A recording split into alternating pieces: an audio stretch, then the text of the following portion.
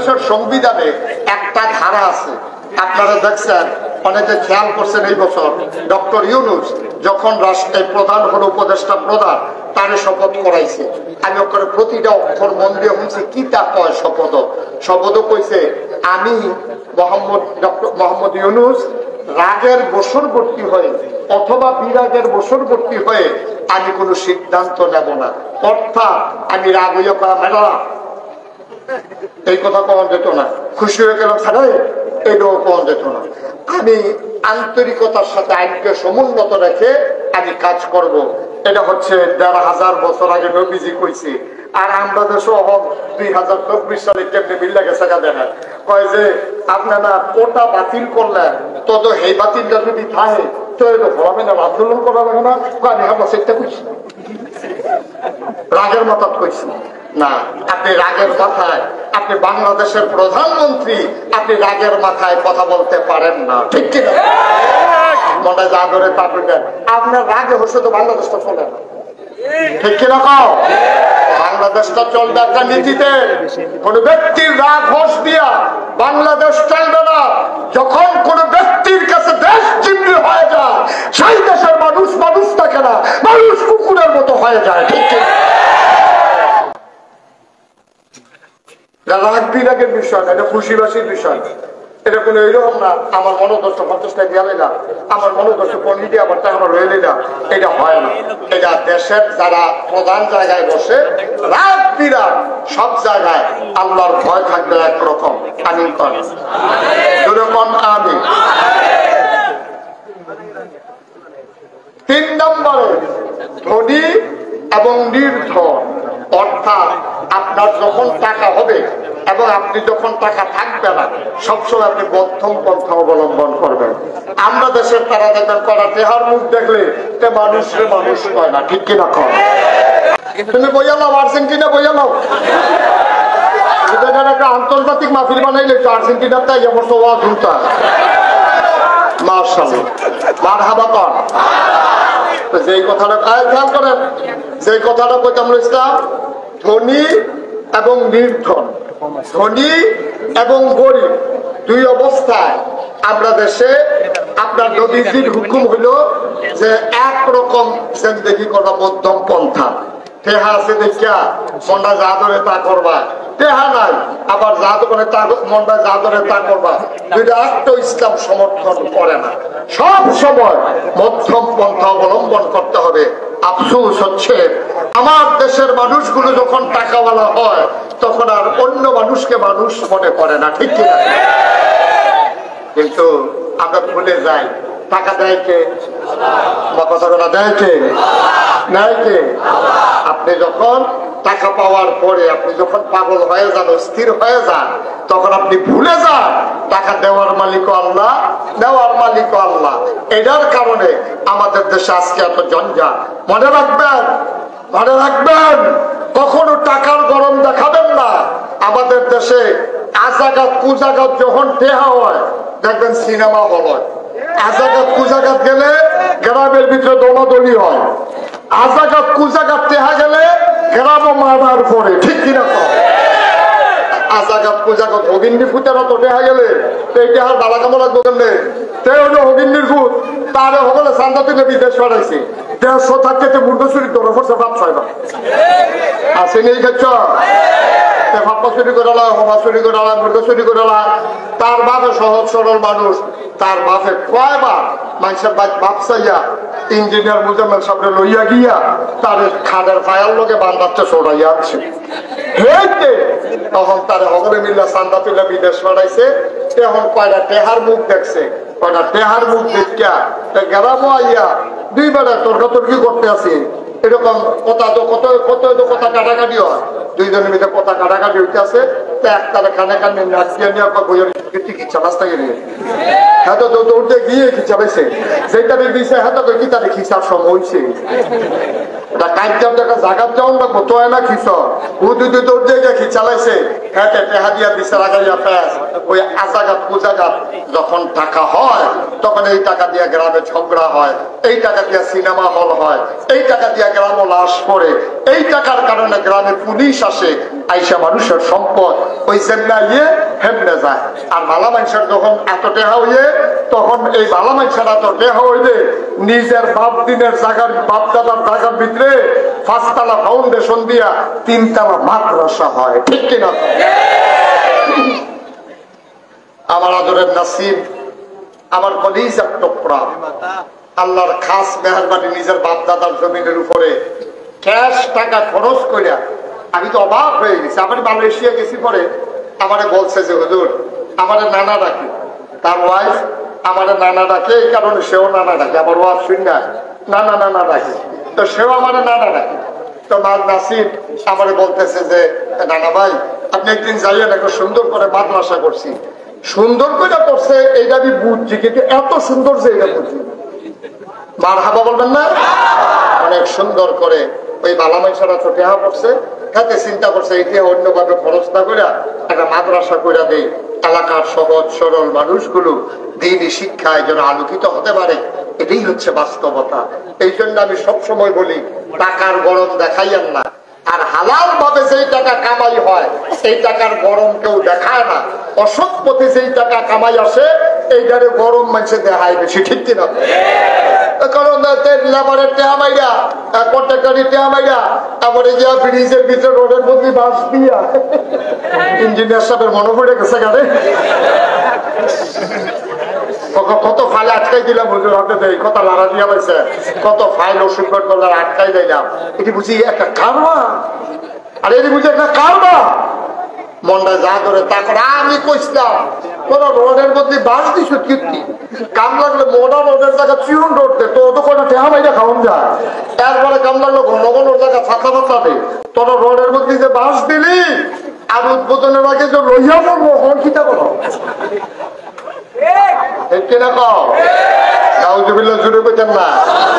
সুতরাং আমাদের যেন মনে থাকে যে কখনোই আমরা যেন এই কাজ না করি। আবার আসেন নবীজি কি সুন্দর সুন্দর সবজি কথা আমরা লোকে বনেনিও, কথা না বনেনি। আজকে কইছে না ১৫০০ বছর আগে, ১৫০০ বছর আগে আজকে মিললে দেখিতেছে আল্লাহ নবী সাহাবাদেরকে ডাক দেয়া কয়, সাহাবারা শোনো, যখন কেউ তোমার উপরে জুলুম করে তুমি তারে মাফ করে দাও। কেউ যদি, খুব খেয়াল করে বাচ্চাটা কথা বলো না, কেউ যদি তোমার উপরে জুলুম করে তুমি ক্ষমা করে দাও। আল্লাহ তাবারক ওয়া তাআলা নবীজিরে ডাক দিয়ে কি সুন্দর একটা আয়াত কইছো। এবার আমরা সেই আয়াতটা একটু শুনি, কি কইছে নবীজিরে। কোরআনে ঢোকার আগে আমরা আবার চলেন মারদুদ শয়তান থেকে ফানা হয়েছে যিনি রহমান যিনি রহিম, তার নামে চলেন শুরু করি। সবাই পড়েন আউযু বিল্লাহি মিনাশ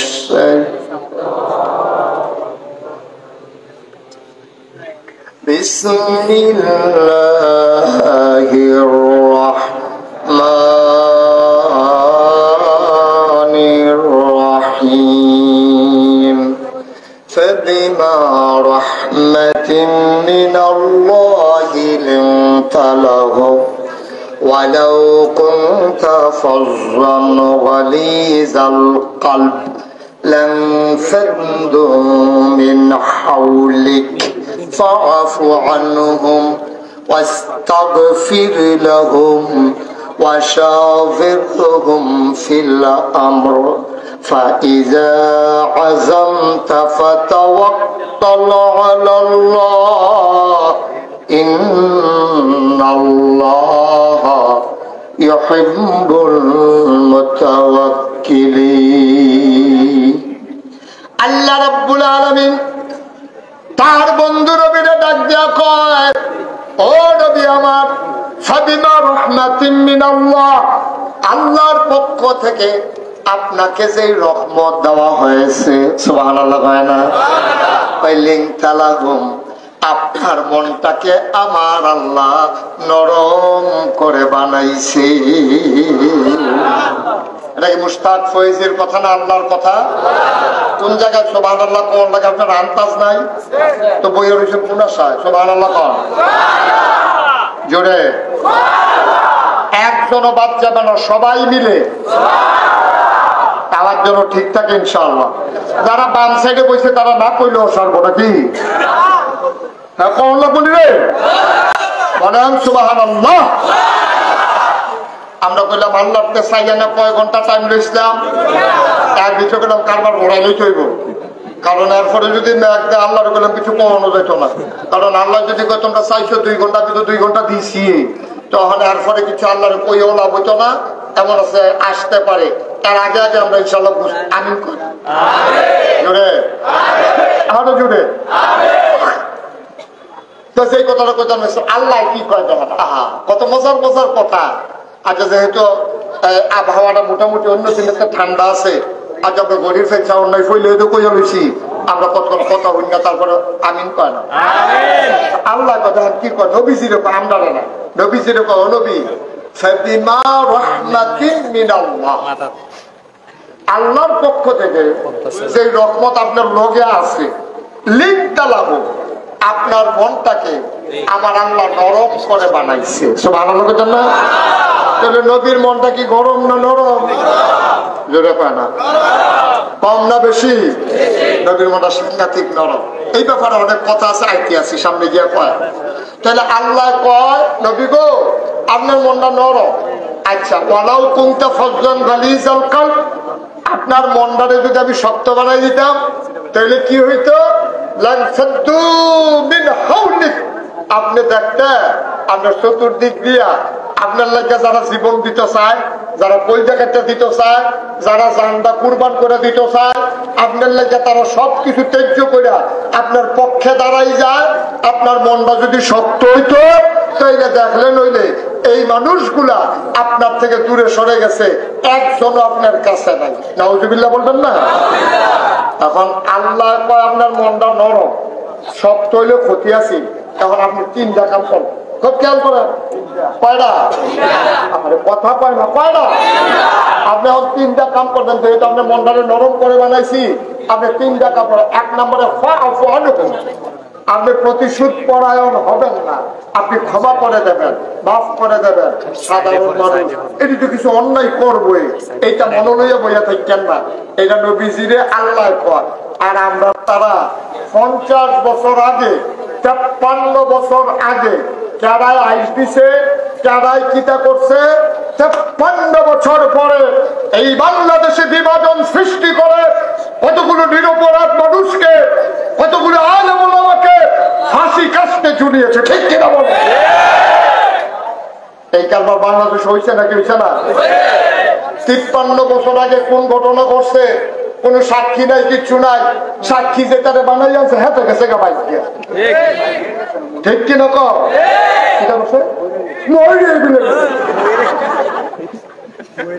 সাক্ষী নাই, আসামির ফাঁসি হইয়া যাইয়া সাক্ষী আনে বানাইয়া। ভাইসা এত ভাত দুধ দিয়া খায় না, দুধ দিয়া খায় নষ্ট দুটো কোথাও দিয়ে শুরু হয়ে পড়ছে দুধ দিয়ে। ঠিক কিনা কম?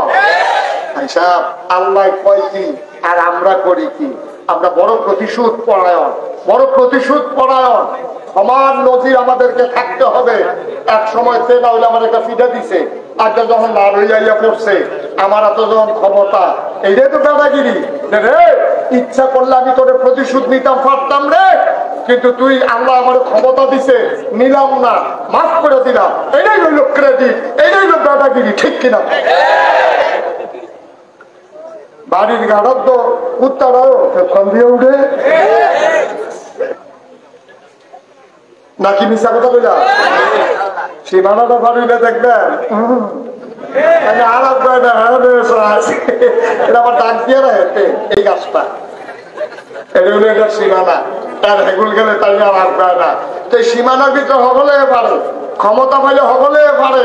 ক্ষমতা পাইয়া নবীজি কয় সে প্রকৃত বীর নয়, যে যুদ্ধকে সামনে পাইয়া, শত্রুকে সামনে পাইয়া যে তারে হত্যা করলো, সে প্রকৃত বীর নয়। প্রকৃত বীর সে যে অপরাধীকে ক্ষমা করে দিল। ঠিক কিনা? কত কথা কষ্ট হইতে আছে আপনাদের না? হযরত আলী রাদিয়াল্লাহু তাআলা আনহু উনি হইল জ্ঞানবর। নবীজি কিতা কইছে? আনা মাদিনাতুল ইলম ওয়া আলিয়ুন বাবুহা, আমি হইলাম ইলমের শহর। নবীজি কয় আমি হইলাম এলেমের শহর, আর এই শহরে ঢোকার দরজার নাম হইল আলী। সুবহানাল্লাহ বলছেন না? আলীর জ্ঞান কি কম না বেশি? জোরে পায় না, কম না বেশি? এই অধিক জ্ঞান আর আলী যুদ্ধের ময়দানে গেছে। যুদ্ধের ময়দানে গেছে পরে তো এই যুদ্ধ তরবারি চালাইতে চালাইতে চালাইতে চালাইতে হাতে পরাস্ত হয়েছে। দুপুরে দিছে ঘুরে গেছে গা। আলী লাভ দিয়ে তার গুহের উপরে উঠছে, উঠতে সেটা তরবারি রেডি করছে। কাফের আজ্ঞা পাইছি, সারাসারি নাই, তুই ইসলামের অনেক ক্ষতি করছ। তরবারি দিয়া একবার যখন কূপ দিব, গাই দিব, এমন টাইমে নিচে হাতে থুতু দিছে আলীর চেহারার ভিতরে। ওই জারে ধরে কূপ দিব, হাতে থুতু দিছে, আলিয়ে আস্তে করে তারা সাইডা দিছে। সব ভালো লাগেন না? কাফের যুদ্ধ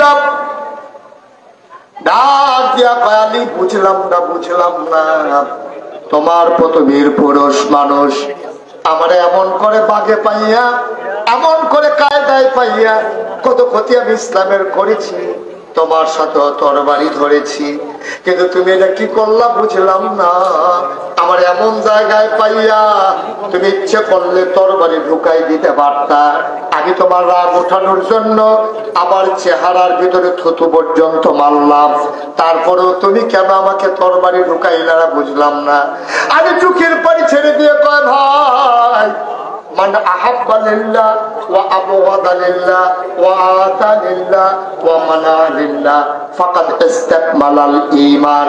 আমরা ভালোবাসি আল্লাহর জন্য, মানুষকে ঘৃণা করি আল্লাহর জন্য, দান সদকা করি আল্লাহর জন্য, খারাপ কাজ থেকে মানুষকে বাঁচাই রাখি আল্লাহর জন্য। আমাদের ব্যক্তিগত কোনো স্বার্থ নাই। যুদ্ধের ময়দানে আসছি আল্লাহর খুশির জন্য। কিন্তু আমি যখন তোমার দিকে তরবারি ধরলাম, তুমি যখন আমার মুখে থুতু মারছো, আমার রাগ হয়ে গেছে। আমি চিন্তা করলাম তার এত বড় সাহস, আমার মুখে থুতু মারছে। এবার আমি ওই আল্লাহকে ভুইলা আমার জিদ মেটানোর জন্য আমি যখন তরবারি বসাইতে গেছি, তখন আমি বুঝে ফেলছি শয়তান আমার উপরে জয়ী হয়ে গেছে। আমি এখন যদি তার হত্যা করি, হত্যা হবে, সে আমারে থুতু মারলো কেন? এই জন্য এটা ইসলাম অ্যালাউ করে না। সুতরাং আল্লাহর জন্য যখন পারলাম না, তুমি থুতু মাইরা বাচ্চা গেলা, আমি ব্যক্তিগত আক্রোশে আমি তোমার গলায় ছুরি লাগাইতে পারি না, ঠিক কিনা? ইসলাম কারে কয়? ইসলাম কারে কয় খেয়াল করছেন? আলী তার হতাই লাইছে, তরবারি রয়ে গেছে গা, ইসলামের চরম দুশ্মন, যেই মাত্র থুতু দিছে, না না না না, এখন তোমাকে আমি হত্যা করব না। হত্যা করলে এটা আল্লাহর খুশির জন্য হবে না, এটা হয়ে যাবে আমার ওই জিদ মেটানোর জন্য, গোস্বা মিটানোর জন্য। সুতরাং মনে রাখবা, ওই তোমার ব্যক্তিগত আক্রোশ নিয়ে তুমি যদি মানুষের উপর অত্যাচার করো, নির্যাতন করো, মনে রাখবা এটার জন্য দুনিয়ায় যেমন তেমন আল্লাহর কাছে জবাব দিতে হবে, ঠিক কিনা? তো খুব সাবধান, মন যা চায় তাই করা যাবে না। আমি তো বারবার বলি, 15 বছর ধরে এই মানুষগুলো যেমন করে বাংলার সহজ সরল মানুষের উপর অত্যাচার করেছে, ওই নিমসার বাজারে যারা ছাগাবাজি করেছে, সিএনজি স্ট্যান্ডে যারা সিএনজি ওলাতে টাকা তুলছে, বাস স্ট্যান্ডে বাসের সামনে দাঁড়াইয়া যারা টাকা আদায় করেছে, একদল গেল। আমরা যদি আবার এসে আবার ছাগাবাজি শুরু করি, তো আমরা তাদের মতই হইলাম, ঠিক কিনা? বাংলাদেশের মানুষের ডার দেখতে চায় না। বাংলাদেশের মানুষ স্বাধীনভাবে একটা দেশ দেখতে চায় যেখানে সাদাবাজি ছিল, এখন আর সাদাবাজি থাকবে না। যেখানে সন্ত্রাস ছিল, এখানে আর সন্ত্রাস থাকবে না। তারা কোথায় কোথায় কোথায় কোথায় মানুষের উপরে তুললে বই হয়েছে, কি করে দরজা করি, টেবিলে দরজা করে এমনি উদম কইরা সিহন জিঙ্গা দিয়া করে বলে ভীষণ যাইত, ঠিক কিনা? কর আমিন, কর। কষ্ট হইতে আছে না? আবার কইলাম, এখন নবীজিরে আল্লাহ না দায়িত্ব দিছে কয়টা? বুঝলা গেছে কয়টা? 1 নম্বরে ফাফু আনহুম, 2 নম্বরে ওয়াস্তাগফির লাহুম। শুধু আপনি ক্ষমা করবেন, এখানে শেষ না, ক্ষমাও করবেন। আবার যারা অন্যায় করছে উম্মতের পক্ষ থেকে আল্লাহর কাছে মাফ চাইবেন। সুবহানাল্লাহ বলবেন না? ওয়াশাবিরহুম ফিল আমর, এবং যে কোনো কাজ করার সময় সকলে লইয়া মেল মিটিং করে বইয়া পরামর্শ করে আর পরে করবেন। তাহলে নবীর মনটা কি গরম না নরম? বা কথাটা গরম না নরম? কম না বেশি? প্রমাণ আছে নাকি নাই? আসুন নবীর মনটা যে নরম এটার একটা উদাহরণ দিয়া আমরা শেষের দিকে চলে যাব। আল্লাহ যেন সুযোগ দান করে সবাই কলা আমিন। আল্লাহ নবী কত নরম তার মন। নবী মুহাম্মদুর রাসূলুল্লাহ, নবীর নাম শুনলে কি পড়তে হয়? দুই এক বান্দা বারবার, দুই একদিন না প্রতিদিন, দুই এক সপ্তাহ না প্রতি সপ্তাহ, দুই এক মাস না 12 মাস, দুই এক বছর না সারা জীবন আমরা পড়ব সাল্লাল্লাহু আলাইহি ওয়াসাল্লাম। মদিনার মানুষের বড় অভাব, গভীর মনোযোগ খেয়াল করে শোনো। মদিনায় বড় অভাব, মদিনার মানুষের চুলায় আগুন জ্বলে না।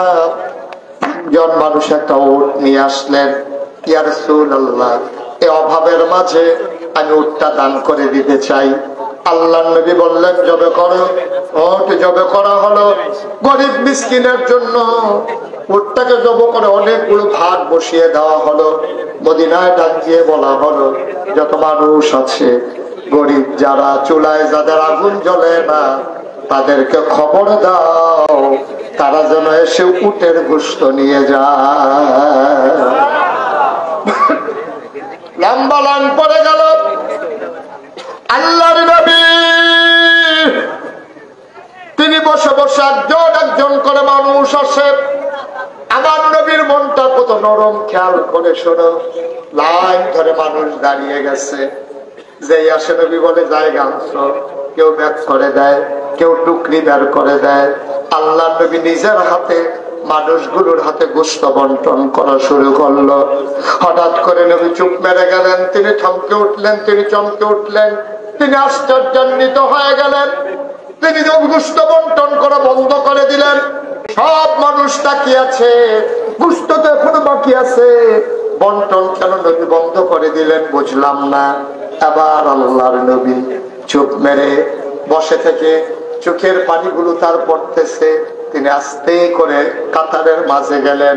ইয়াদের একটা মহিলা মোচা হয়ে আছে, বুড়ি মহিলা, মহিলারা বাঁকা হয়ে আছে, লাঠিতে ভোট দিয়ে দাঁড়িয়ে আছে।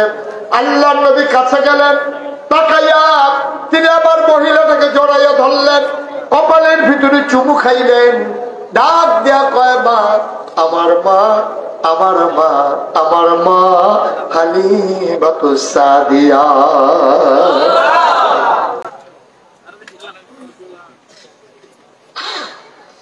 জন্মের আগে বাবা হারিয়ে ফেলেছি, 6 বছর বয়সে মা হারিয়ে ফেলেছি, 9 বছর বয়সে দাদাও দুনিয়াতে নাই।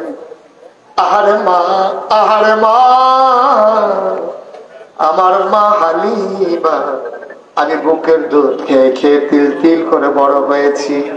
আল্লাহর নবী জড়াইয়া ধরলেন, মহিলাটাকে টেনে টেনে ওই গোশত যেখানে বসে বসে বন্টন করতেছিলেন, আল্লাহর নবী নিজের গায়ের চাদর মুবারক ওই বুড়া মহিলাটার জন্য বিছিয়ে দিলেন। কি নবী আমার, কি নবী আমার! সুবহানাল্লাহ, সুবহানাল্লাহ, সুবহানাল্লাহ।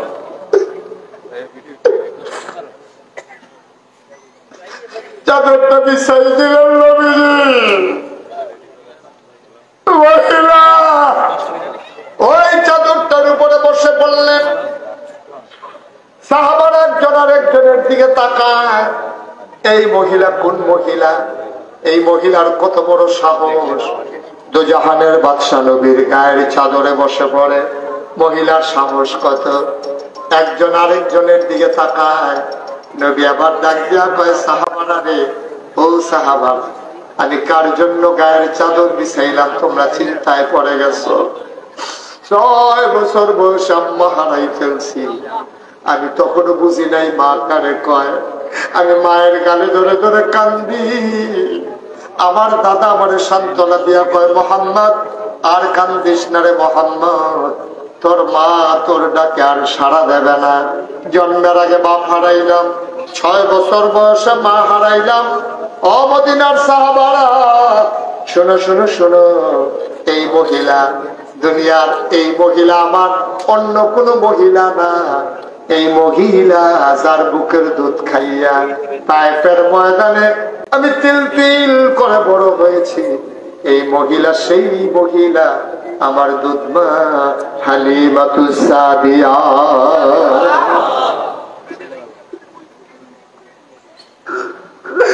আল্লাহর নবী আমার সাথে আমার মায়ের দুধবার চুক্তি হয়েছিল, দুধবার শেষ করাইলে আমি মা আমেনার কাছে দিয়ে আসবেন। যেই দিন আমার মা হালিমা আমার মার মদিনা মক্কার দিকে নিয়ে যাচ্ছে তায়েফ থেকে, আমার মায়ের চোখের পানি শুকায় না। আমি যদিও 2-2.5 বছর বয়স হয়েছে, দেখতে আমি 4-5 বছরের বাচ্চার মতো হয়ে গেছিলাম। আল্লাহ আমারে অনেক তাড়াতাড়ি বড় করে দিয়েছে। আমি মায়ের চোখের পানি মুছে দিয়েছিলাম, আমার মা সহ্য করতে পারে নাই। হালিমার স্বামী ডাক দিয়া কয়, ও হালিমা, আরেকজনের বাচ্চা দিয়ে তো আশাই লাগবে, তুমি কেন কাঁদো? হালিমা ডাক দিয়া কয়, স্বামী দিয়ে আসবো, আপত্তি নাই, তবে মনে বড় ব্যথা, মোহাম্মদ রে জড়াইয়া বুকের মাঝে না নিলে আমার ঘুম আসে না। মোহাম্মদকে দিয়ে আসবো, আমি কারে জড়াইয়া ধরে ঘুমাবো?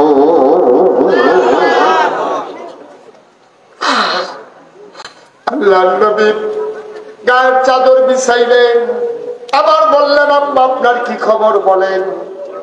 হালিমা চোখের পানি ছেড়ে দিয়ে কান্দে আমার মোহাম্মদ। আবার নবীজি একটা টুকরি বের করলেন, সবাই দিলেন 1 ভাগ গোশত। আল্লাহ নবী হালিমাতুস সাদিয়ারে দিলেন 2 ভাগ গোশত। এবার ডাক দিয়া কয়, আম্মা, ও আম্মা, এখন আপনি থাকেন কই? নবীজি সবাইকে বললেন, বাবারা তোমরা এখানে একটু বসো, আমি আমার মাকে ঘর পর্যন্ত একটু আগাই দে।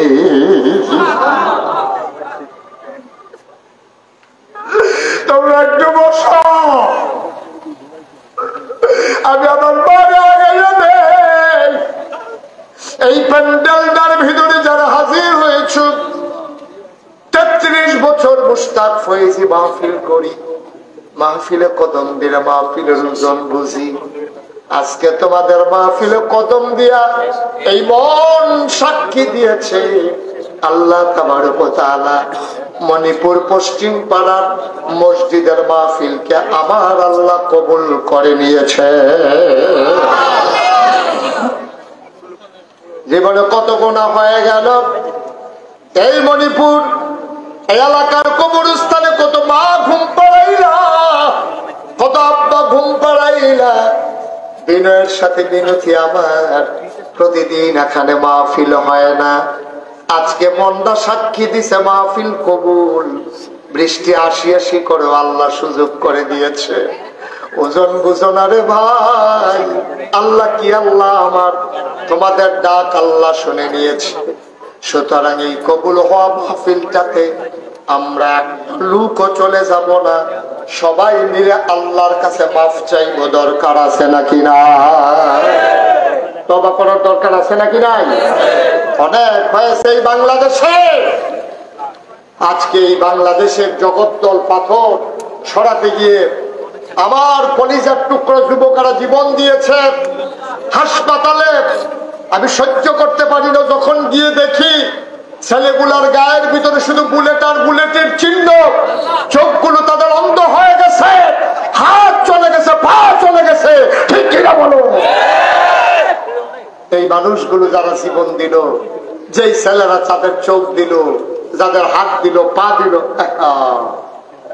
কি করলেন আপনি? বসেন। এই যে উঠতে গেছেন, হ্যাঁ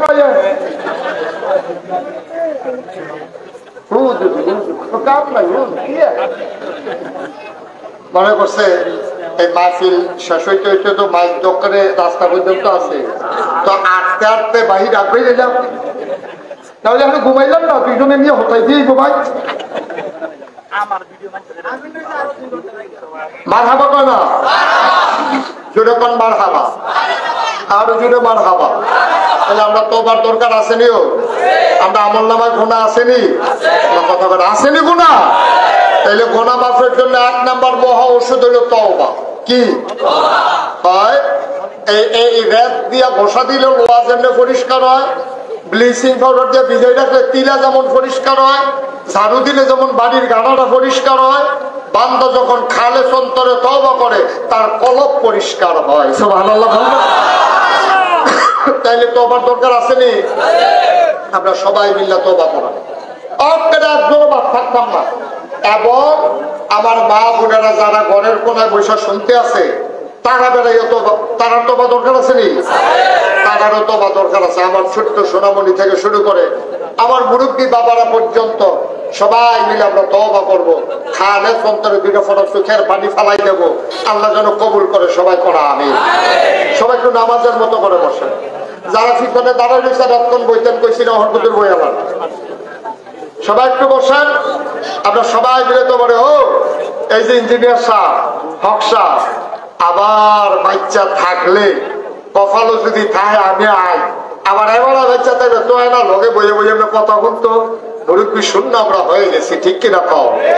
এই মুরব্বীটি বাতার উপরে হলো আছে দেখা আমরা সমাজটা কত সুন্দর রয়েছে।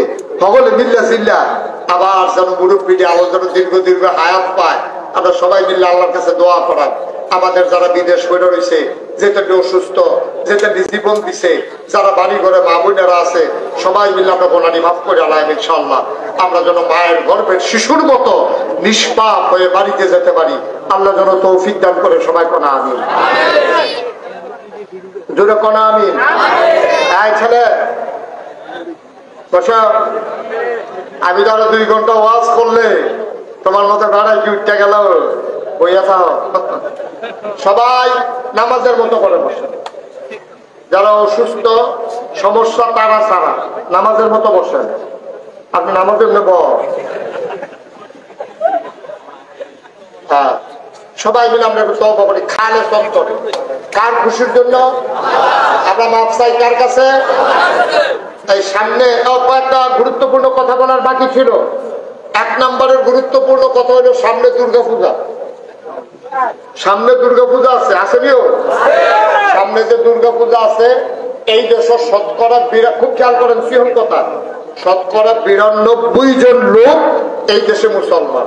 বাকি যারা 8% তারা হিন্দু আছে, বৌদ্ধ আছে, খ্রিস্টান আছে, জৈন আছে, পার্সি আছে, নিগোষ্ঠী আছে, উপজাতি আছে, পাহাড়ি আছে, গারো, বিভিন্ন ধরনের মানুষ মিলে 8%।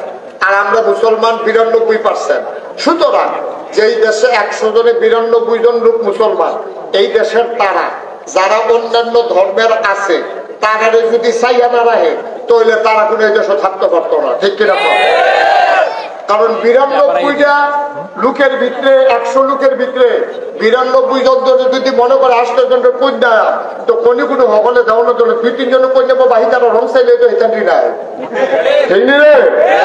সুতরাং আমাদের কাছে আঘাত রেখেছে তোমাদের কাছে যারা যেই দেশের সংখ্যাগুরু মুসলমান, সংখ্যায় বেশি মুসলমান, এই দেশে অন্য ধর্মাবলম্বী মানুষগুলো তোমাদের কাছে আমার তারা যেন ধর্মকর্ম ঠিকভাবে করতে পারে। তোমরা তারারে মাইলো না, তোমরা তারারে দৌড়ান দিও না, তোমরা তারার মূর্তি ভাঙনের। আরে কত কত নবীজি কইছে রে, একদিন নবীজি কয় সাহাবারা তোমরা কেন আল্লাহরে গালি দিও না। তোমরা কারে গালি দিও না? মুসলমান কি কখনো আল্লাহরে গালি দেয়? নবীজি এই কথা কইল বলে নবীজি কয় তোমরা আল্লাহরে গালি দিও না। সাহাবারা একটা কথা বলে আমরা খারাপ দেখেছি, এত খারাপ আমরা আল্লাহরে গালি দেয়। হ্যাঁ, এই কাল করবো না, আল্লাহকে গালি দিবা না। আল্লাহরে গালি দিলাম কবে? তোমরা যদি অন্য দেব দেবীরে গালি দাও, হেতারা যদি আবার আল্লাহরে লইয়া গালি দেয় তো তোমরার কারণে না হেতারা আল্লাহরে লইয়া গালি দিল, তো গালিটা যেন তুমিয়ে দিলা, ঠিক কিনা? কি সিহন কথা কেন? তাহলে আমরা হিন্দু দেব দেবী লইয়া টিটকারি মারতাম না, তারও যেন আমরা আল্লাহরে লইয়া টিটকারি মারতাম না পারি। রাজি নি আমরা? 1 নাম্বার। 2 নাম্বারের কথা হলো হিন্দু ভাই মুসলমানের ফুতায় গিয়া সাইডা হিন্দু ভাই ফলাবাইয়া নাচে, এটা দিল আমরা মুসলমানের ফুতায় এই জিন্সের প্যান্ট ফিন্ডা টাইট গেঞ্জি গাও দিয়া ফেয়ার এন্ড লাভলি লাগাইয়া তোমরা গিয়া তারার লোকের নাচনের দরকার নাই, ঠিক কিরকম? মুসলমানের ফুতায় হিন্দু বাইক গিয়া পূজা মণ্ডপে গিয়ে আমরা তারা নাচছ না। তোমরা লজ্জা সরব একটু কম, এলাকা কথাটা কম লাগছে। তোমার লগে হিন্দু তে পড়ে, তে খায়, তে ঘুমায়, তে খেলে, তারপরে তুমি যদি শুক্রবারে বসিদ তারে যদি কও রে আমরা তো সিন্নি দিব, নাইট কোল পড়াইয়া দিব, একটা কেটে দিব, কত কত কাপড় করবো, তুই আয় কত সিন্নি খাবি মসজিদের ভিতরে তে আইবনি, কথা না তে আইবনি।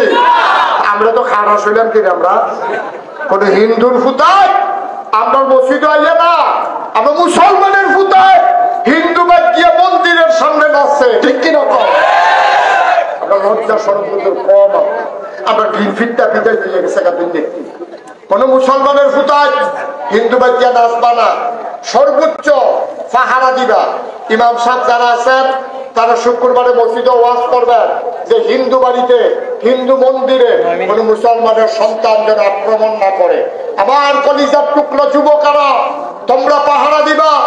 যেমন করে 5ই আগস্টের আন্দোলনের পরে, দ্বিতীয় স্বাধীনতার পরে আমরা কুমিল্লা শহরে যতগুলো মন্দির ছিল, আমি মুশতাক ফয়েজি সহ ওলামায়ে কেরাম, মাদ্রাসার ছাত্ররা আমরা সবগুলো মন্দিরের সামনে পাহারা বসাইছি, যেন কোনো এই সুযোগ যেন না পায়। কারণ বাংলাদেশও একটা হিন্দু যদি ওমাকে বইয়াছিলাম দেয়, ইন্ডিয়ার তারা কয় মানে হয়েছে রে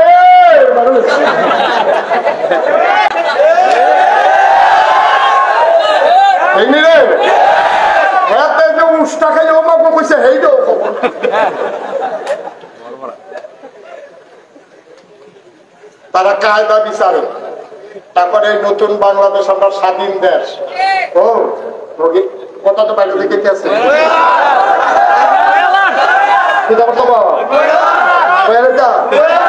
বাড়াবা কাটা তো রোগিনী বেটি ধরছা ফিল্লা কো বাইরে কোন বেটি কিতা ফিল্লা কমা তা বাইক সাহেব কি থাকবে তোমার কি সুটটা হইতে ডর নাই?